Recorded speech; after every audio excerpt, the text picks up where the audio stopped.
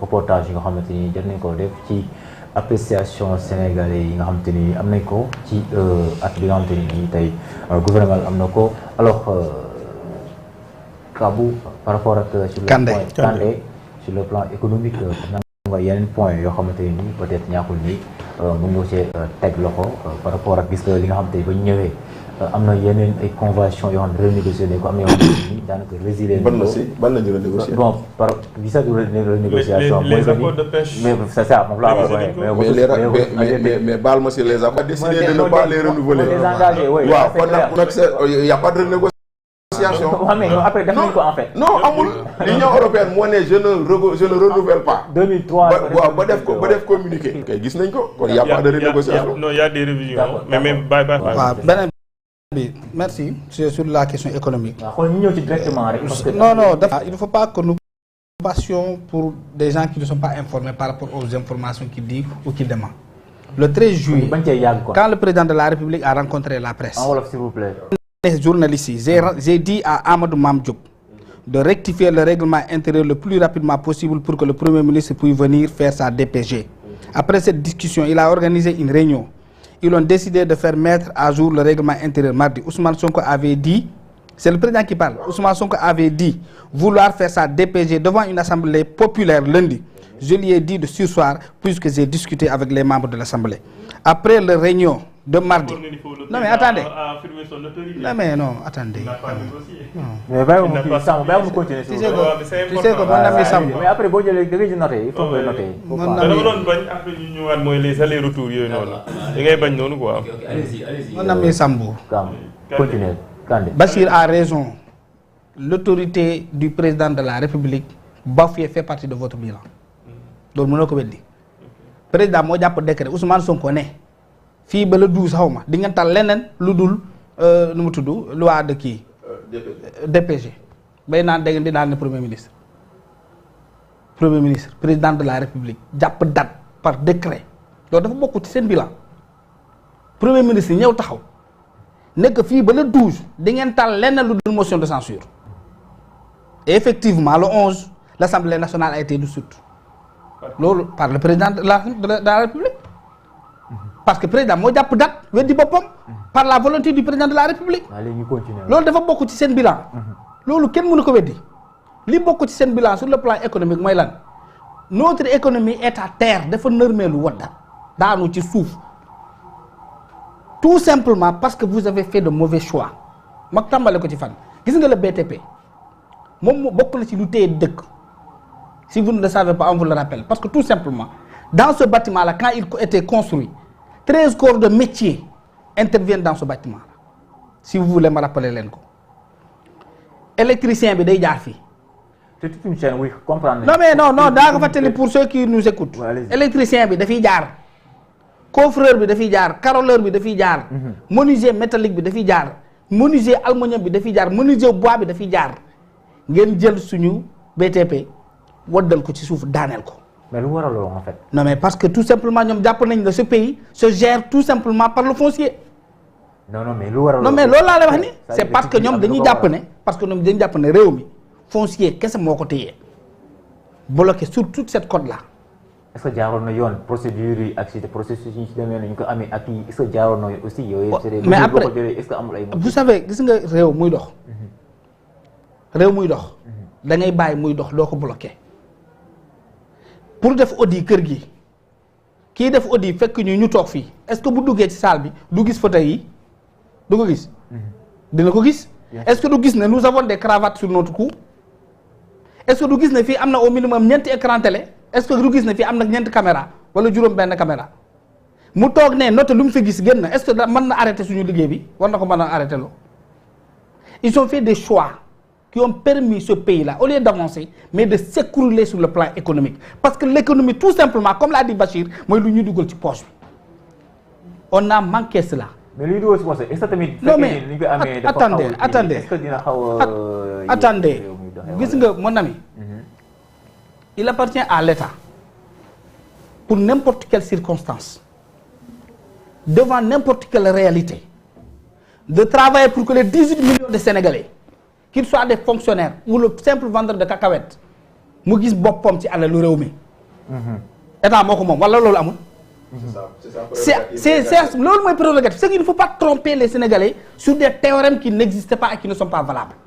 Parce que tout simplement un Bassirou Diomaye Faye qui était parti rencontrer les Sénégalais lors de sa campagne électorale dafa ne Sénégalais ñi fi nekk mënuñu aayuñu dañoo soxor réew mi dafa am alal bu ñu ñëwee nous allons redistribuer la richesse là et que kenn ku nekk dina ci ba moom booy bi nekk passif dégg nga ngara yaakaaroon ne bu ñëwee rek nguur gi robinet yi day xel di sok Coca-Cola benn booy bu nekk dina am xaalis ci poche mu koy doxanto loolu c'est ce que vous avez fait croire aux Sénégalais et c'est tout le contraire que nous vivons aujourd'hui parce que tout simplement vous avez mélangé les pédales ils ont mélangé les pédales contrôle dëkk vérification ne devrait pas être la raison de plomber l'économie de ce pays-là parce que tout simplement des apprentis qui sont arrivés au pouvoir ont confondu les pédales ils ne savent pas par quel moment et par où prendre les cornes du bœuf. Est-ce que non mais c'est que vous ne m'écoutez pas dama la ne redressement warul tax réew taxaw parce que le redressement c'est une question de temps tu le fais dans le temps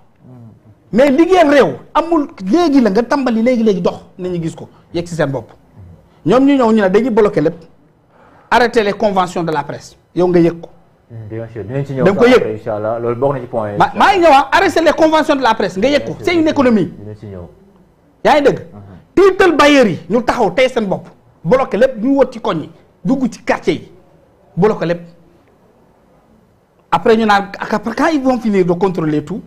ñu commencé liggéey et pendant ce temps le Sénégalais lambda qui n'attendait que son mari revienne de son chantier indaale benn 3 minutes lan lay dundee parce que jëkkëram maçon la sant fu mu doon xëyee ñu bloqué foofu ñu bloqué lépp de nu mu tudd descos ñëw arrêt descos kooku lu mu yóbbu ci këram fan la koy jëlee yow mii di ñëw ci presse bi sa patron doon yaakaar ci convention yi fay la ci nga jël ci xaalis boobu fay sa jàng école foo koy jëlee ti alors que ci liggéey ci internet la yaakaar parce que ce qu'ils n'ont pas compris nos chers amis au pouvoir on pensait que bloquer les autres mooy tax état dund alors que ça ne passe pas comme ça l'état benn responsabilité la am mooy fexe sénégalais bu nekk ak foo mënta bokk ak loo mënta def loolu mu développé wu mu dem parce que tout ce que nous ferons ici dafay dellu ci état et si tu veux je t'explique pourquoi.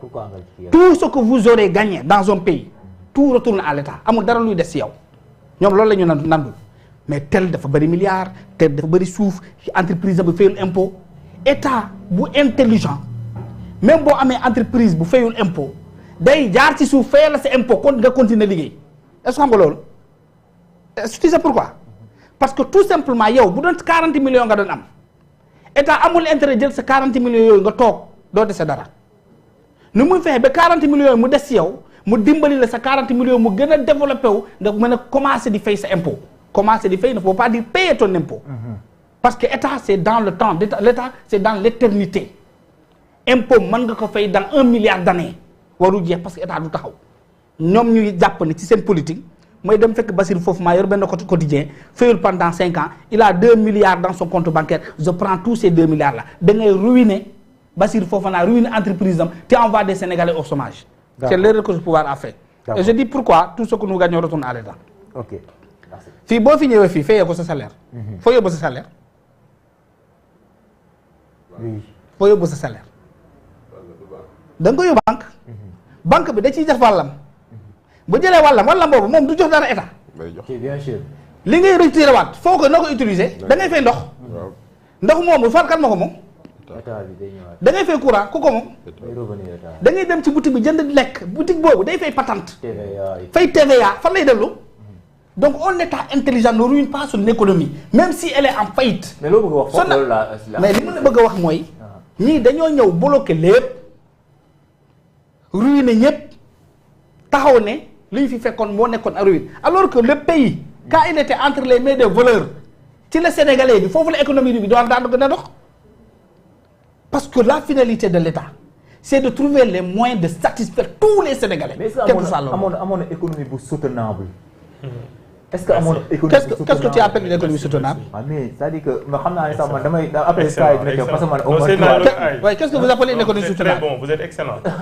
après Bachir quand dina si ñëw peut-être qu'est-ce que vous appelez une économie soutenable? Pour ma tontu sa question boobu rek. non c'est-à-dire économie soutenable bi ñu déggee que ni Sonko dafa ñëw ne dafay tabax li nga xam mooy réew mi c'est-à-dire que il faut nga ñëw teg loo xamante ni tey wax nañ ko par rapport ak ay réformes ñu am annoncé nañ ko impôt foncier mais dañoo bëgg a jël apport local expertise locale. loolu mooy économie soutenable. non non pas économique mais tabax économique bokk. non non da nga ne est-ce qu'on avait une économie soutenable ma ne la qu'est-ce que vous appelez comment vous concevez une économie soutenable. mais économie soutenable dañ koy tabax c'est-à-dire que mooy li yoo xam te ne yow boo demee léegi di nga mun a.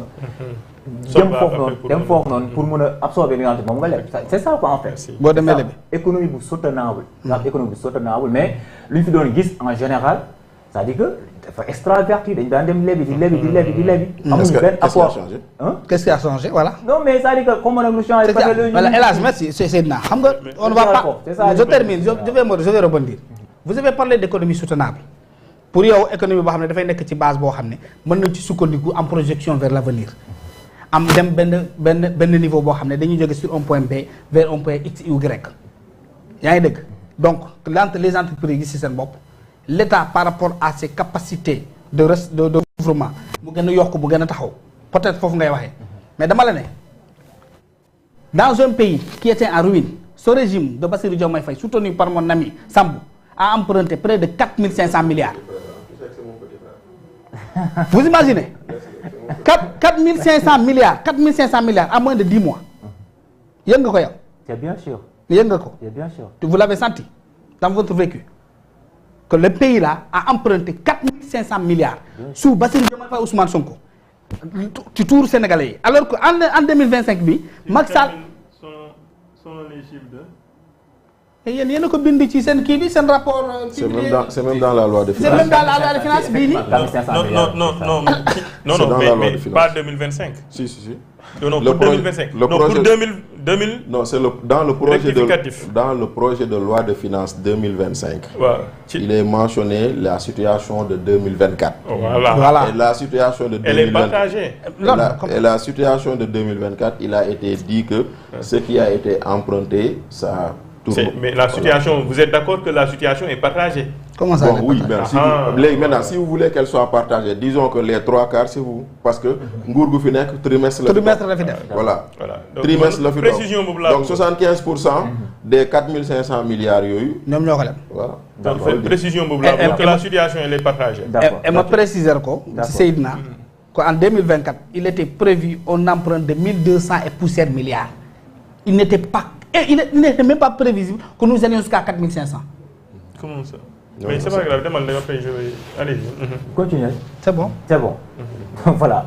dañoo gis carrément que ni ngeen ni da ngeen ni am na ay réformes yi nga xam ne annoncé ngeen ko ci impôt bi ak ci demee noonu. Effectivement doon nañu fay impôt foncier ak ci demee noonu. wax ngeen que ni li